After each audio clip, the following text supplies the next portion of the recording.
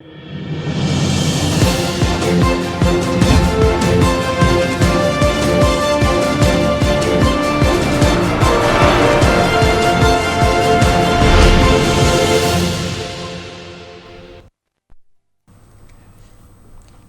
To స్వతంత్ర TV. నా పేరు రహీం. ముందుగా హెడ్లైన్స్ చూద్దాం. ఢిల్లీకి బయలుదేరిన చంద్రబాబు రేపు ప్రధానితో భేటీ.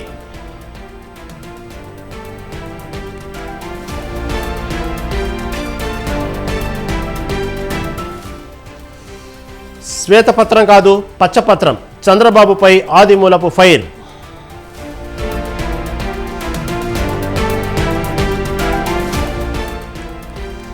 మోదీ 10 ఏళ్ల పాలనలో దేశ ఆర్థిక వ్యవస్థ చిన్నాభిన్నమైంది. కేంద్రంపై జగ్గారెడ్డి విమర్శలు.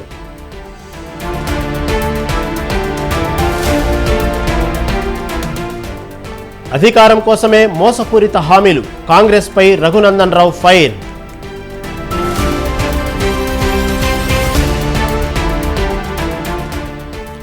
అవినీతిని అంతం చేసేందుకు కేంద్రం చర్యలు, దర్యాప్తు సంస్థలకు పూర్తి స్వేచ్ఛనిచ్చామన్న మోదీ.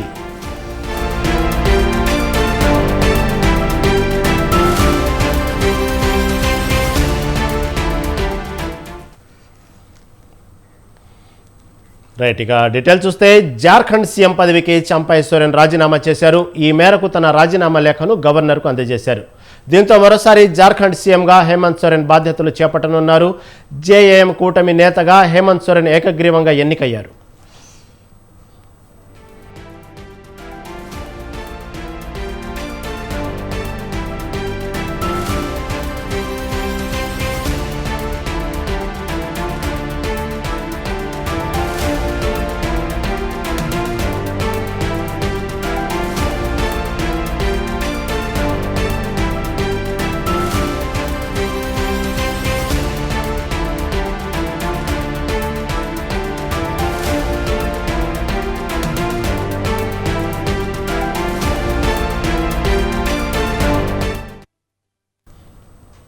మనీ లాండరింగ్ కేసులో హేమంత్ సోరెన్ అరెస్ట్ అవ్వడంతో జార్ఖండ్ ముఖ్యమంత్రి బాధ్యతలు చంపెన్ సోరెన్ చేపట్టారు.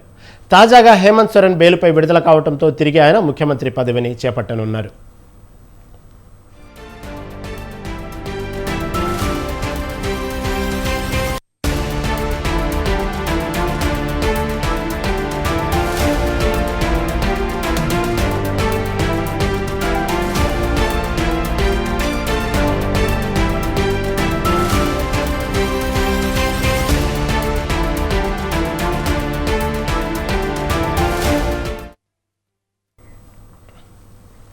రాష్ట్రంలోని పేదలకు శుభవార్త వినిపించింది టీడీపీ కూటమి ప్రభుత్వం. గతంలో టీడీపీ ప్రభుత్వం ఉన్నప్పుడు అమలు చేసిన ఉచిత ఇసుక పంపిణీ పథకాన్ని ఇప్పుడు మళ్లీ ప్రారంభించాలని నిర్ణయించింది. అంతేకాదు, ఈ నెల 8 నుంచే ఈ పథకాన్ని అమలు చేయాలంటూ అధికారులను ఆదేశించారు సీఎం చంద్రబాబు. ఇందుకు అవసరమైన చర్యలు చేపట్టాలంటూ గనుల శాఖ మంత్రి కొల్లు రవీంద్రకు ఆదేశాలు జారీ చేశారు ముఖ్యమంత్రి చంద్రబాబు.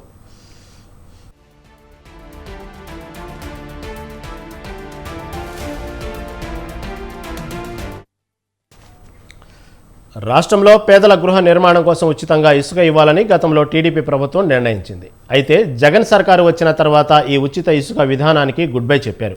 ఇప్పుడు మళ్లీ టీడీపీ ప్రభుత్వం రావడంతో ఆ పథకాన్ని మళ్లీ తీసుకురావాలని సీఎం చంద్రబాబు నిర్ణయించారు. ప్రస్తుతం ఇసుక రీచ్లు, స్టాక్ పాయింట్లు, డంప్ల పరిధిలో ఎంత మేర ఇసుక అందుబాటులో ఉందన్న విషయాన్ని ఈ సందర్భంగా ఆరా తీశారు ముఖ్యమంత్రి చంద్రబాబు.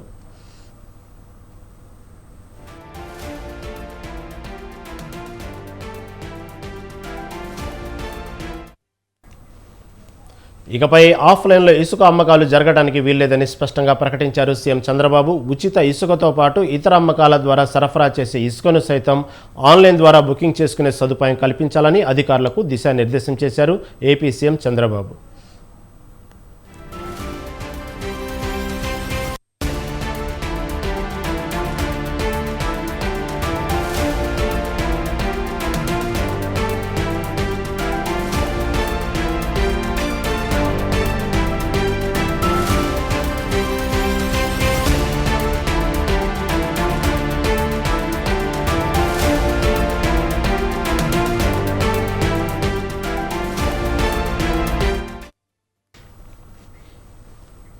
ధరణి పోర్టల్ కారణంగా రైతులు ఉసురు తీసుకుంటున్నారా అంటే అవుననే విమర్శలు వెల్లువెత్తుతున్నాయి. గత బీఆర్ఎస్ ప్రభుత్వ హయాంలో తీసుకొచ్చిన ఈ పథకంలో ఎన్నో లోపాలు ఉన్నాయంటూ ఆరోపించారు పీసీసీ అధ్యక్షుడి హోదాలో రేవంత్ రెడ్డి. తాము అధికారంలోకి వస్తే ధరణిని సంస్కరిస్తామన్నారు. కానీ ఆ దిశగా వేగంగా అడుగులు పడకపోవటం రైతుల పాలిట శాపంగా మారుతుందన్న అభిప్రాయం వ్యక్తమవుతోంది.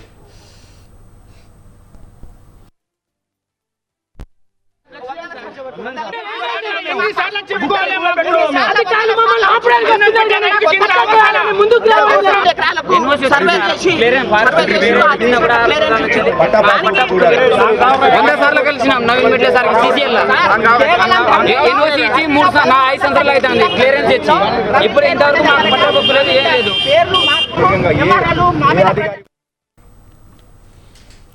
ఒక్కరోజు వ్యవధిలోనే తెలంగాణలో ముగ్గురు అన్నదాతలు ఆత్మహత్యకు ప్రయత్నించడం కలకలం రేపుతోంది. జనగాం, నాగర్ కర్నూల్, జోగులాంబ, గద్వాల జిల్లాలో ఒక్కొక్కరు తమ సమస్యలు తీరడం లేదని ఆరోపిస్తూ పురుగుల మందు తాగడం కలకలం రేపింది. ధరణి పోర్టల్ వచ్చినప్పటి నుంచి తమ ఇబ్బందులు తీరడం లేదని వీరు ఆరోపించడం కీలకంగా మారింది.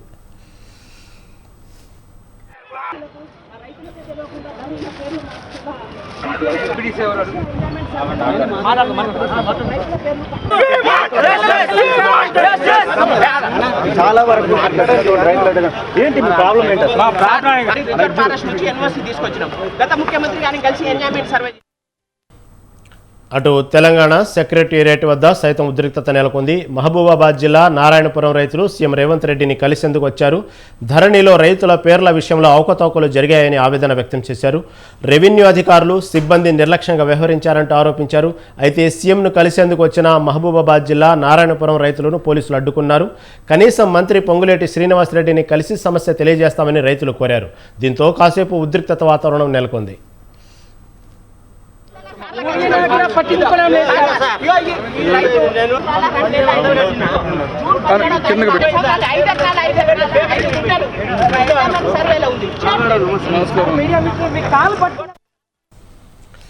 గత తెలంగాణ ప్రభుత్వం ధరణి తీసుకొచ్చినప్పటి నుంచి ఈ సమస్యలు ఉత్పన్నమవుతున్నాయన్న విమర్శలున్నాయి. ప్రధానంగా పాస్ పుస్తకాల్లో ఉన్న రికార్డులకు ఆన్లైన్లో ఉన్న వాటికి కొన్ని చోట్ల తేడాలు ఉండటం, కరెక్షన్ ఉండకపోవడం, మ్యూటేషన్, వారసత్వ బదిలీకి సంబంధించిన సమస్యలు సహా పలు ఇబ్బందులు తలెత్తుతున్నాయన్న విమర్శలు ఉన్నాయి. ఇప్పటి వరకు ఉన్న సమాచారం ప్రకారం గత నెలాఖరు వరకు సుమారు 2,20,000 మంది రైతులు ధరణి కారణంగా వివిధ రకాల సమస్యలు ఎదుర్కొంటున్నట్లుగా తెలుస్తోంది.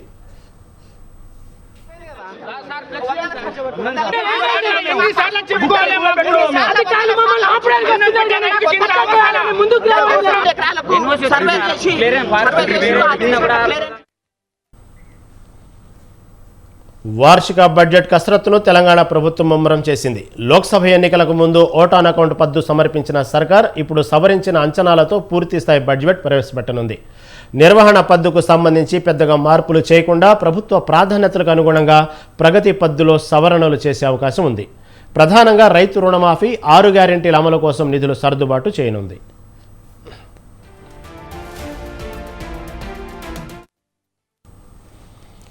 బడ్జెట్ సమావేశాలు 4వ వారంలో ప్రారంభం కానున్నాయి. సార్వత్రిక ఎన్నికల నేపథ్యంలో 4 నెలల కాలానికి ఓటాన్ అకౌంట్ పద్దు సమర్పించిన రేవంత్ రెడ్డి ప్రభుత్వం పూర్తిస్థాయి బడ్జెట్ సమర్పించే పనిలో నిమగ్నమైంది. ఈ నెల 22న కేంద్ర ప్రభుత్వం బడ్జెట్ను ప్రవేశపెట్టనున్న నేపథ్యంలో తెలంగాణ బడ్జెట్ సమావేశాలు 4వ వారంలో ప్రారంభమయ్యే అవకాశం ఉందని తెలుస్తోంది.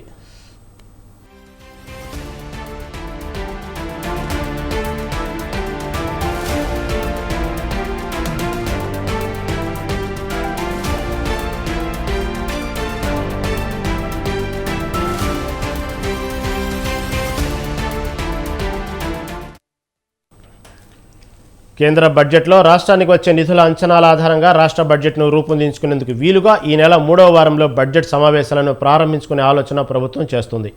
23న సమావేశాలు ప్రారంభమైన కేంద్రం నుంచి వచ్చే నిధుల అంచనాల ఆధారంగా రాష్ట్ర బడ్జెట్ను తీర్చిదిద్దేందుకు మరో 6 రోజులు పడుతుందని, ఆ వారం పాటు బిల్లులు, ఇతర అంశాలపైన సభ నడుస్తుందని తెలుస్తోంది.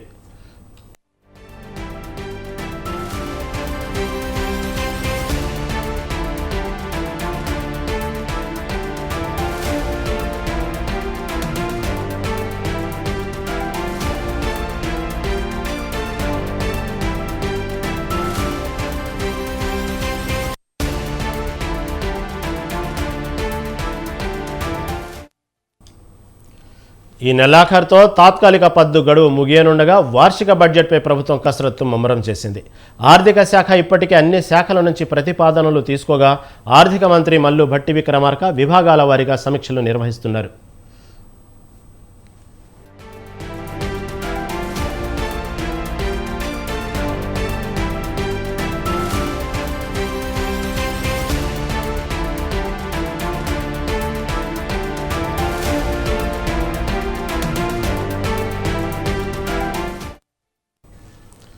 కేంద్ర ప్రభుత్వం సమర్పించే వార్షిక బడ్జెట్తో రాష్ట్ర ప్రభుత్వానికి కొన్ని అంశాలపై స్పష్టత వస్తుంది. ఎఫ్ఆర్బిఎం పరిధిలోకి లోబడి తీసుకునే రుణాలకు సంబంధించి ఇప్పటికే స్పష్టత వచ్చింది. కేంద్ర ప్రభుత్వ ప్రాయోజిత పథకాలకు సంబంధించి కూడా పెద్దగా మార్పులు ఉండకపోవచ్చని సమాచారం. కేంద్రం నుంచి వచ్చే పన్నుల వాటాకు సంబంధించి కొంతవరకు అంచనాలు మారవచ్చని ప్రభుత్వం భావిస్తోంది.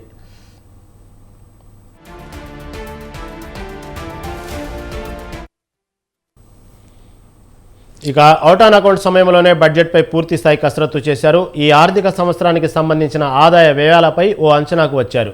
బడ్జెట్లో నిర్వహణ పద్దు, ప్రగతి పద్దు ఉంటాయి. నిర్వహణ పద్దుకు సంబంధించి గతంలో ప్రవేశపెట్టిన బడ్జెట్కు త్వరలో సమర్పించే పద్దులో పెద్దగా మార్పులుండవు. ప్రభుత్వ కార్యక్రమాలు, పథకాల విషయమై ప్రగతి పద్దుకు సంబంధించి మాత్రమే ఆయా శాఖల నుంచి ప్రతిపాదనలు తీసుకున్నారు. అది కూడా ప్రభుత్వ ప్రాధాన్యాలు, ఇచ్చిన హామీలు దృష్టిలో ఉంచుకొని అవసరమైన మార్పులు, చేర్పులు ప్రతిపాదించారు.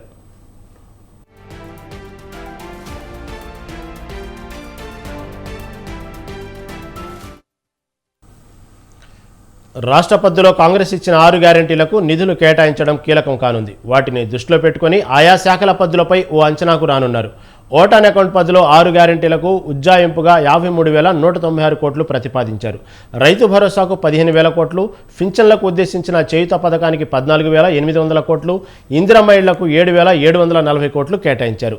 మహిళలకు నెల నెల ఇచ్చే 2,500 రూపాయల ఆర్థిక సాయం అందించే మహాలక్ష్మి పథకానికి 7,230 కోట్లు ప్రతిపాదించారు. ఆర్టీసీ బస్సులో మహిళల ఉచిత ప్రయాణం కోసం 4,084 కోట్లు, నెలకు 200 యూనిట్ల వరకు ఉచిత విద్యుత్ అందించే గృహజ్యోతి పథకానికి 2,418 కోట్లు ప్రతిపాదించారు. రైతు భరోసా విధి విధానాల కోసం ఏర్పాటైన మంత్రివర్గ ఉపసంఘం సిఫార్సుల మేరకు అవసరమైన కేటాయింపులు చేయనున్నారు.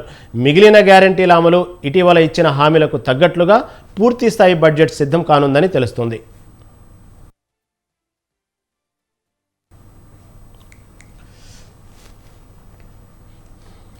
గత కొన్ని రోజులుగా సిటీలో హత్యలతో పాటు హత్యాయత్నాలు పెరిగిపోయాయి. రౌడీ షీటర్ల ఆధిపత్య పోరు, అక్రమ సంబంధాల కారణాలతో మర్డర్ కేసులు ఎక్కువగా రిపోర్ట్ అవుతున్నాయి. జరిగే హత్యలన్నీ డాగర్స్, కత్తులతో చేస్తున్నారని గుర్తించిన పోలీసులు ఆపరేషన్ డిస్ఆర్మింగ్ చేపడుతున్నారు. రాత్రి వేళల్లో తిరిగే ప్రతి వెహికల్తో పాటు వ్యక్తులను చెక్ చేస్తూ డాగర్స్, కత్తులను క్యారీ చేస్తున్న వారిపై చర్యలు తీసుకుంటున్నారు.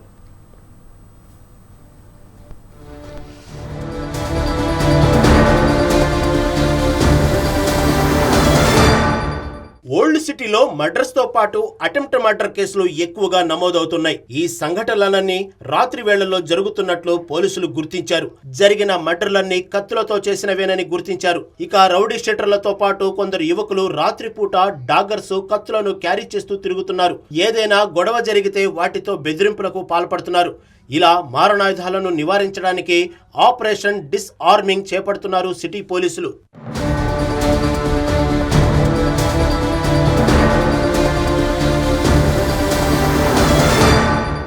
ఆపరేషన్ డిస్ఆర్మింగ్ లో భాగంగా రాత్రి 10 గంటలు దాటిన తర్వాత ప్రతి వెహికల్ ని చెక్ చేస్తున్నారు పోలీసులు. వెహికల్ కు సంబంధించిన డాక్యుమెంట్స్ తో పాటు అందులో డాగర్స్, కత్తులు ఏమైనా క్యారీ చేస్తున్నారా అని చెక్ చేస్తున్నారు. అలాగే ఆయా వ్యక్తుల పాకెట్స్ లో గానీ, బెల్ట్ చుట్టూ డాగర్స్ ఏమైనా ఉన్నాయా అని ఫిజికల్ ప్రిస్కింగ్ చేస్తున్నారు. కొన్ని కేఫ్లు, హోటల్స్, జనాలు రద్దీగా ఉండే ప్రదేశాల్లో కూడా ఈ ఆపరేషన్ డిస్ఆర్మింగ్ చేస్తున్నారు.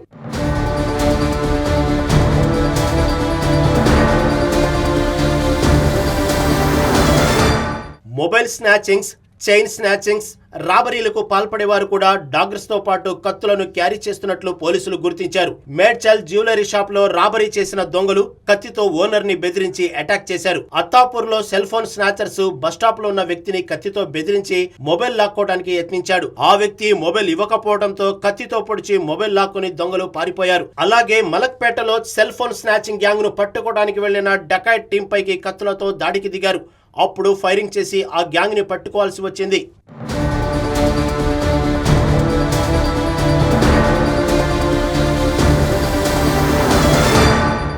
ఆపరేషన్ డిస్ఆర్మింగ్ ను మరో 1 రోజుల పాటు కొనసాగిస్తామంటున్నారు పోలీసులు. ప్రత్యేకంగా ఓల్డ్ సిటీలో రాత్రిపూట ప్రతిరోజు ఉంటుందన్నారు. అలాగే ఈ డాగర్స్ కత్తులను అమ్మేవారిపై కూడా పోలీసులు ఫోకస్ పెట్టారు. కొన్ని ఫ్యాన్సీ డాగర్స్ అంటూ ఎక్కువగా డిఫరెంట్ డిజైన్ డాగర్స్ అమ్ముతున్నట్లు పోలీసులు గుర్తించారు. కర్ణాటక, మహారాష్ట్ర నుంచి ఈ ఫ్యాన్సీ డాగర్స్ ఓల్డ్ సిటీకి ఇంపోర్ట్ అవుతున్నట్లు తేల్చామంటున్నారు పోలీసులు.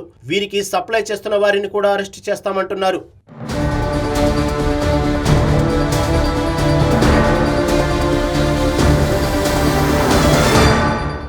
మొత్తానికి పోలీసులు డిస్ఆర్మింగ్ ఆపరేషన్ తో పకడ్బందీ చర్యలు చేపడుతున్నారు. హత్యలు, హత్యాయత్నాలు, బెదిరింపులకు పాల్పడే వారిపై ఉక్కుపాదం మోపుతున్నారు. ఆపరేషన్ చబుత్రాతో నిరంతర తనిఖీలు చేపట్టిన పోలీసులు ఇప్పుడు డిస్ఆర్మింగ్ పేరుతో నేరస్తులపై ఉక్కుపాదం మోపుతున్నారు.